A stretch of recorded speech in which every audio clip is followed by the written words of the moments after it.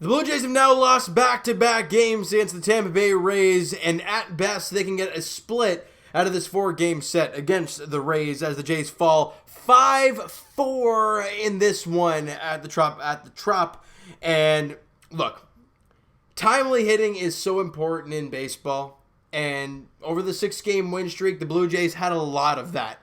Over the last 2 games, they have not done so. They only had the 1 hit with runners in scoring position today, and that was the Travis Shaw single to score Vladimir Guerrero Jr. in the top of the 4th inning to make it a 2-0 game. And they had opportunities, and that's the problem when it comes to this team.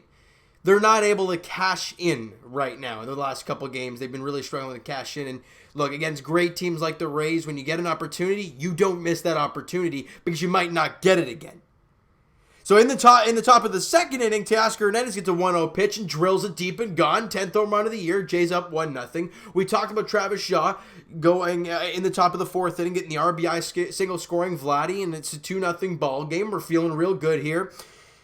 But after the 1st inning, pitching-wise, Trent Thornton leaves the game, does not return. Great. Another pitcher down. Before the game, we hear about Shoemaker hitting the IL with inflammation, and we're like, great! More guys, more starters getting hurt. And then Thornton leaves the game and does not return to the game. He only goes 1 inning, gives up a couple hits, strikes out 2, has a clean inning. Good job by him in the 1 inning, but he's gone. Anthony Kay goes out there and does a great job until the bottom of the 5th inning, where everything just kind of caves in. For him, Joey Wendell has a single to start off the inning. Then he walks Adames. Then they bring in Ryan Baracki. And then he gets the fly out of Kevin Kiermaier, and everything's looking good right now. Then Martinez singles to right field. Wendell comes in to score. Adames goes to 3rd. And then Meadows with a sac fly. And just like that, we're tied. Oh, but we're not done yet on a throwing error by Teoscar Hernandez. This is what I'm talking about. Good pitching, which he didn't get late in the game, or midway through the game. Good defense and error leading to Martinez moving up to second base on the play. Then Brendan Lau, base hit. Martinez, because of that extra 90 feet, comes around and scores to give the Rays the 3-2 lead. Defense, pitching, and timely hitting are the 3 aspects of baseball. The Blue Jays, didn't pitch terrible today. But that 5th inning wasn't pretty. And then Waguespack had a tough, the 7th inning where he gave up those runs? The bottom of the 7th inning where he gave up those runs? And then defense, it's those small things for Teoscar Hernandez. It really is. You don't make that error, that's a 2-out single. Yeah, they might have guys on the corners now, but they're still 2 away. Whoop, I'm spitting all over the place. You could get out of the inning, and then, hey, it's still a tied ball game. But instead, you're losing. We go to the 7th inning, like I said, with Jacob Waguespack on the mound. And Kevin Kiermaier, infield single to 3rd base. The guy can absolutely fly. I mean, it makes sense for an infield single. Then Zunino flies out. Then Kiermaier steals 2nd. And then Meadows singles to right field to bring home Kiermaier to make it a 4-2 Rays lead. Then Brendan Lau walks on 4 pitches. They bring in Sam Gaviglio, and I'm really not sure why. It's a 2-run game, but I understand. You need to get some guys some work because everyone else is getting taxed. But then Gaviglio comes in and gives him a walk to Diaz, loading the bases, and then all they get is a sacrifice fly from Ji-Man Choi, and just like that, it's a 5-2 game. Walks and errors are like unforced turnovers in basketball. They make you want to pull your hair out. And the Jays have walked way too many guys this season. If you look at guys like Anthony Kay and Jacob Waguespack, look, in that inning, I think Waguespack walked 1 and Gaviglio walked 1, and then Anthony Kay walked 2. Those can't be happening in huge situations. Like that Gaviglio walk, it came to load the bases now with 1 away. You can't do that.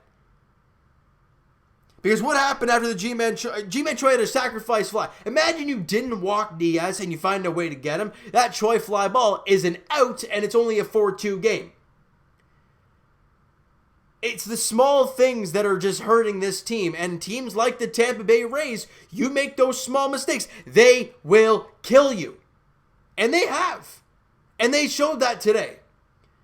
Now the Blue Jays start their comeback like they always do. Hernandez with Gurriel with Hernandez on base, crushes his third home run of the year off Diego Castillo. It was a slider down. Gurriel goes and gets it and crushes it to left center field, and it's gone. A 5-4 game. We're like, hey, we're right back in this. But the Jays don't put up much of a fight after that home run from Gurriel. 5 straight outs to end the ball game. Jays lose it 5-4. So let's get to the numbers here really quickly before we do a little synopsis of what's going on here. All right, Kevin Biggio 1 for 5 in the game. Where are we here? 1 for 4 for Randall Grichuk, and Vladdy 1 for 4 in the ball game with a run scored. Teoscar Hernandez 1 for 2. He walked 3 times. Did Teoscar Hernandez, scored 2 runs. Guys, he's got a 296 average with a 340 on base. He's been spectacular, has Teoscar Hernandez. 1 for 4 for Travis Shaw with an RBI. Had the RBI single in there in the 4th. Lourdes Gurriel Jr. 1 for 3, obviously, with the home run that he hit. He also walked once and scored a run on the home run. And that was it. Offensively for the Blue Jays, they had 4 runs on 6 hits. And if I'm not mistaken, yesterday they had 1 run on 5 hits. So the offense over the last 2 games has really kind of shriveled up. They haven't really given them a whole lot of offense. Plus, the pitchers are not given the length. It doesn't help when a guy goes down injured. You get 1 inning out of Trent Thornton. And when you're coming out and you're walking guys in big situations, it kills you. Look at a guy like Rafael Dolis in Game 1. Okay, let's go back to the Game 1 situation where he had runners in the corners, nobody out. He gets brought into the game, doesn't walk a guy, gets out of the inning, no damage. The Jays win that ball game in extra innings. Can you imagine if some of those walks K had, or that one by Gaviglio, those ones just eat you alive. They kill you to look at, and they end up hurting you. That's just we talked about Hyun-Jin Ryu, about his ball to strike ratio was really bad the first little bit. Now he's throwing constant strikes, and look what's happening. He's dominating. That's all the Jays have to do. Trent Thornton, like we already talked about his numbers. Anthony came in 3 innings, gave up 1 hit. 2 runs, both were earned, but the 2 walks came back to hurt him. Because you go back to that 5th inning, and when Trent Thornton was out there, did he actually walk? Yeah, so Joey Wendell singled to center field, then Adames walked. Now you already have a guy in scoring position, right? You have a 2-0 lead, first 2 runners reach, because one of them hits a single, and then you walk the next guy. They bring in Brookie, and then a bunch of craziness happens there. But that walk really killed you, because you throw strikes to Adames, who knows? You could get a fly ball. Nobody tags up. Now you got a runner at first with 1 out. Case could stay in the game at that point, but instead gives up a hit, walks a batter, in comes Baraki, he struggles, and just like that, you're down. You go to the 7th inning with Jacob Waguespack. We'll get to his line in a second here. The infield single, fine. Kiermaier steals second, that's fine. Meadows singles, he scores, that's tough. But then you walk guy on 4 pitches. Then you bring in Gaviglio because, Waguespack's giving you enough and you show the fatigue because he's walked guy on 4 pitches. Gaviglio comes in, and then he walks a guy. Those kill you in innings when they're starting to start a rally. And then you're just giving them free bases. You can't be doing that.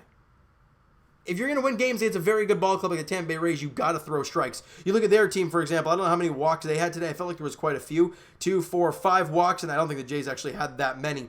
We only had 4. But the walks came back to kill them, to kill us.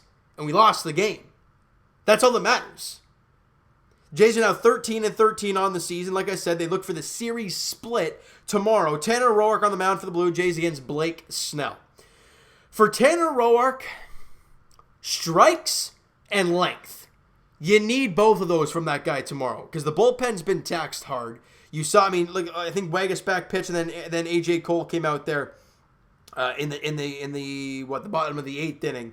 Right, let's go to this real quick. Baraki went 2/3 of an inning, 2 hits, 1 run. It was an earned run, obviously. Waguespack an inning and 2/3, 3 hits, 2 runs. Both were earned. Gaviglio went 2/3 of an inning, gave up a walk, and it says that was it. But obviously the walk came back to hurt him, and then the sac fly happened. So that's really tough on Waguespack's part to get that run against him. And then AJ Cole doing what he does best: 1 inning, 1 hit, nothing else doing. He got a strikeout. Great job for AJ Cole. Like I said, tomorrow's game is big for this team because I understand the schedule gets easier as you move along, but to end your season series with the Rays on a split, I would say is very good. Now, it's not going to be easy tomorrow. Blake Snell is an unbelievable left-handed pitcher. Tanner Roark has struggled mightily this year. His last start, okay, he struggled early on, but he found a way. That's really about it. But he only, again, his pitch count was way too high. He's got to find a way to give the Jays length and strikes. You do that, you have a great opportunity to win this game. But the Jays offense also had to come up with some clutch hits. You need to see some runners in scoring position and them being brought home. You need that if you're the Toronto Blue Jays tomorrow against Blake Snell, because you might not get many opportunities to do so. So if you do get an opportunity, you make count. You make that happen. That's all I got to say about that. It's going to be tough for this team tomorrow against Blake Snell. I think it's a 3-10 first pitch down there at the Trop, because you don't want to go back below 500, guys. We're right at 500, 13-13. You want to get above 500. I understand the playoffs seems kind of good for the Blue Jays right now, but again, if you keep losing, you're not going to make the playoffs. It's common sense. And for the Jays, you're playing a really good team in the Tampa Bay Rays. You find a way to get a split out of it. I think that would be awesome. All right? So you know what, guys? That is going to do it for this one. You enjoyed the video and really did not enjoy the way this game played out. Smack the like button to appreciate that. Hit the subscribe button if you guys have not already. Comment down below your thoughts on the video, your thoughts on the game today, and everything, guys. Let me know in the comments below what you like, what you not like from today's game. Also, if you've not listened to the Blue Jays Banter podcast on iTunes, go check it out. Myself, Mo, and Rob talk Blue Jays all the time. Go check it out. Blue Jays Banter on iTunes. All right. And yeah, it's on iTunes. And the Twitter is down below for myself. Follow up, send me a DM, guys. Do all that great stuff. Also, the Instagram link is down in the description, so follow up there if you've not done so already. And I will talk to you guys Raptors edition later tonight as they look to bring out the brooms. As you guys know what they're trying to do there tonight against the Brooklyn Nets. And as for the Blue Jays, they wrap up the 4-game set against the Rays there tomorrow afternoon, 3:10 first pitch there at the Trop. Tanner Roark on the mound for the Blue Jays. Blake Snell on the mound for the Tampa Bay Rays. Like I said, 3:10 first pitch. Thank you guys so much for listening and watching. Hope you guys enjoyed the video. Talk to you guys then.